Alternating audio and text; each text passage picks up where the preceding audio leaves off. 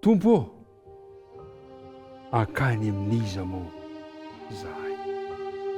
Zany fanontaniana lehibe zany no anasako anao indray, ary efa hisaorako anao satria fa eo ianao amin'ity ora ity.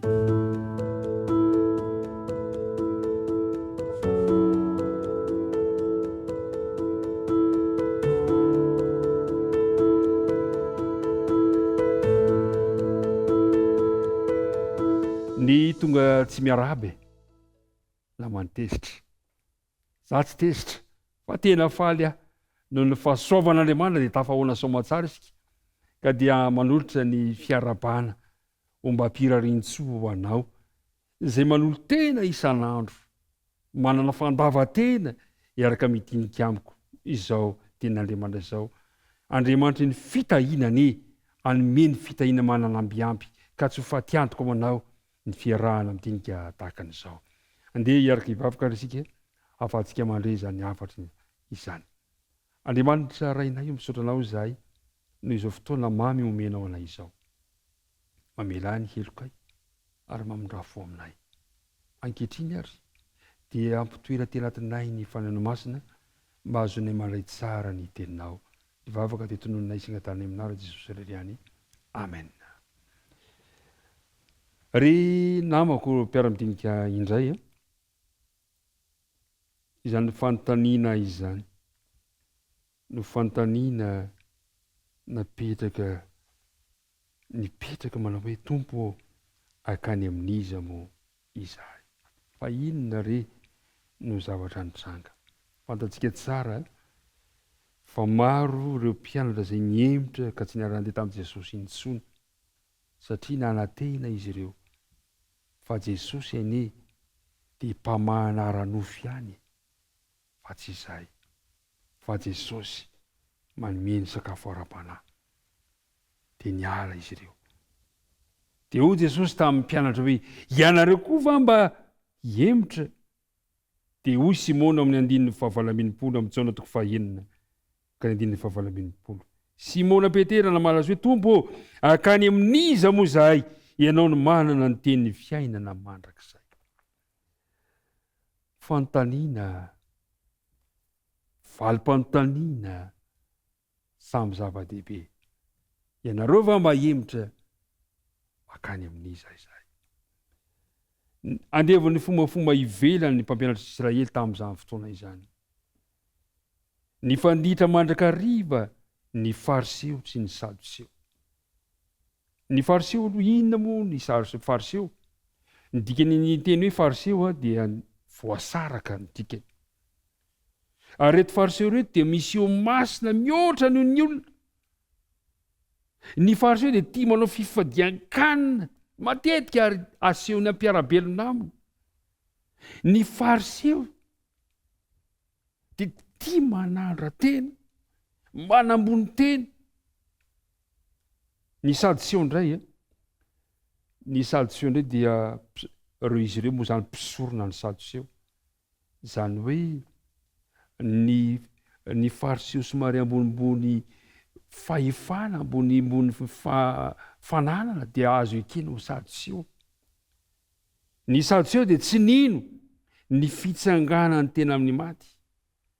Zany hoe manan-karena mihoatra noho ny fariseo izy ireo, manam-pahefana noho ny fariseo izy ireo. Fa ny olana dia zao, izy ireo dia nandao an Jesosy, tsy nanaiky an Jesosy satria latsaka teo amin'ny izy ireo ny fomba fanarahana, ny fomba mpivavahana ivelambelany, ary izy ireo dia tsy nitady afa-tsy ny voninahitry ny tenany. Tiako mba ilazantsika fahalalana kely vitsivitsy fa ny fariseo dia misy karazany 7 ny fariseo. Misy karazana fariseo 7. Misy zany hoe fariseo sekemita izany, anjaranao mba mitady ny hevitra izany. Fariseo tafotoana, fariseo mandera, fariseo laona, fariseo matahotra, fariseo tia, fariseo izay manao izay mety indrindra. Karazana fariseo. Fa nitovizan'izy rehetrarehetra, izy ireo dia tsy mitady afa-tsy ny voninahitry ny tenany. Fa ny mpianatra kosa dia mifanohatra tamin'izany fa nahita fiadana sy fifaliana mandrakariva kosa ny mpianatra hatramin'izay nanekiny an' Jesosy ho Mesia, hatramin'izay nanekiny an' Jesosy ho mpamonjy azy. Koa eto dia nametraka fanontaniana Jesosy mba miemotra, ianareo koa va mba hiemotra? Dia ozy raro ny ray Petera iteny manao hoe akany amin'iza indray zahay. Eo aminao Jesosy eo no misy ny fifaliana, eo aminao no misy ny fiainana. Akany amin'iza indray zahay. Tsy niala amin'ny fampianaran'i Kristy avy amin'ny lesona ataony feno fitiavana sy famindrapo ka eo amin'ny aiziny tsy finoana ny ara-tsim-pitompanan'izao tontolo izao no nirin'izy ireo. Fa ny eo akaikin'ny Kristy, eo akaikin'i Jesosy ilay manome fiainana ho azy. Nandritra ny herinandro isika dia niresaka ireo fanambarana maro samihafa izay momba ny amin'i Jesosy. Fanambaran'ny olona, fanambaran'ny Jaona mpanao batisa, fanambaran'ny mpisorona, fanambaran'ny fariseo, fanambaran'ireo mpitazon-draharaha, ny fanambaran'Andriamanitra.